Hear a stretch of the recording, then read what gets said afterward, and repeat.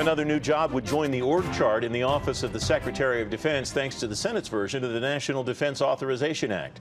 Politico reports the new Chief Information Warfare Officer would be in charge of the Pentagon's cybersecurity operations and intelligence and space issues.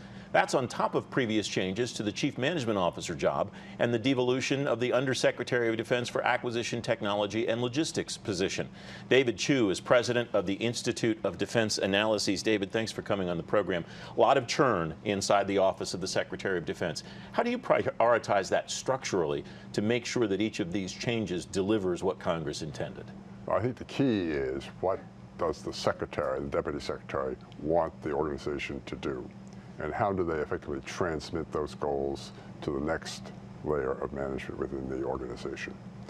I think an important question is, can they forge at that next layer's level a good conversation, a partnership, so to speak, with what you might call the old hands, the people who have been through several of these changes. So some of the changes are back to the future. We've had this kind of acquisition structure before, till the mid-'80s.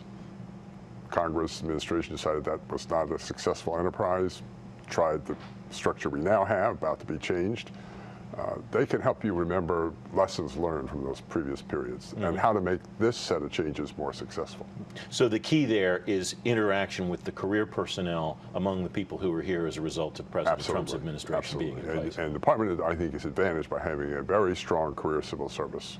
A number of people served there for several decades, who are still, I would argue, imaginative, innovative, willing to think about new ways of doing business as part of the mission. So the most difficult part of this from the outside perspective that I have is that at the same time these changes are happening, roles are changing, offices are changing, and so on, the business still needs to continue, the work still needs to get done, trains still have to run on time. Absolutely, and they're accustomed to that. It's a strong staff. It's also important to remember there's both a civil and a military staff component, so you have military officers in the civilian staff who play important roles. They bring a certain sense of continuity. It's a good team. It's accustomed to change. It's accustomed to surprises. Yes, this is a new set of challenges, but I'm confident it will rise to the occasion. Congress obviously wanted these changes because they wanted better outcomes. How will you measure, or how should someone measure the outcomes, and how much time will it take, and how much leeway should the department have before another layer of changes comes for people to see whether the changes that Congress wanted really drive the outcomes that they're looking for? Well, I think you put your finger on exactly the right spirit of the measurement, which is, what are the outcomes? Not the intermediate product, not process, not did this box get checked, yes or no. Do we take acquisition, for example? Do we improve the cost, performance, schedule, trio, as it were, in terms of systems? People aren't happy. For prime examples, F-35.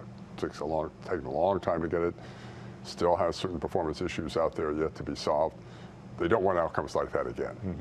The Ford carrier is another example of that not desired outcome. So can we get better outcomes on the acquisition front? And I think broadly through all these restructurings, and there are several restructurings going on, the health system is changing also, for example. Do we provide better capacities for the United States? Do we provide better services to those who are supported by these institutional arrangements? That's really the test that we need to pass. And then measuring those outcomes, getting the outcomes is one thing, knowing that we've gotten the outcomes is a separate issue. And is that fair to say? Exactly. And it's very important. Some of these are going to be changes to the existing arrangement. It'd be very important to have data on the present arrangement. Is this new arrangement actually better in terms of its performance? Sometimes we only measure after we've changed. We really don't know have we improved the product. Well, and your point about the acquisition changes is very good, because there are a number of the high-profile issues that you mentioned. There are also a number of procurements that have gone fairly well, and that you run the risk of messing up, I suppose, by changing the structure, that you may not get those good outcomes anymore either, and knowing how to get to the right ones is really going to be the challenge. Is that fair to say? That's fair. And one of the big changes, which is paid less attention to in the debate, is in an earlier act, Congress has devolved a good deal of what's called milestone authority. There was decisions to proceed to military departments. I think they understand that they had that kind of authority once before. It was put in the Office of Secretary of Defense. I think they're attentive to the challenge of doing it better this time if they're going to be given back kind of license. A little bit more than a minute left. Is there a point where there are too many changes going on at one time for all of these folks to process? You've stated your confidence in the ability of the people inside OSD and inside the department as a whole to orchestrate these changes, but is there a point where there's just too much going on where it's not fair to them to be able to judge how they've been able to make these changes work? There's always that danger, but it's a strong system. One of its defenses, not in any way to be critical here, will be able to take its time with some of these changes. And I think Congress will understand that. And that's the way of coping with, are we at the too much point?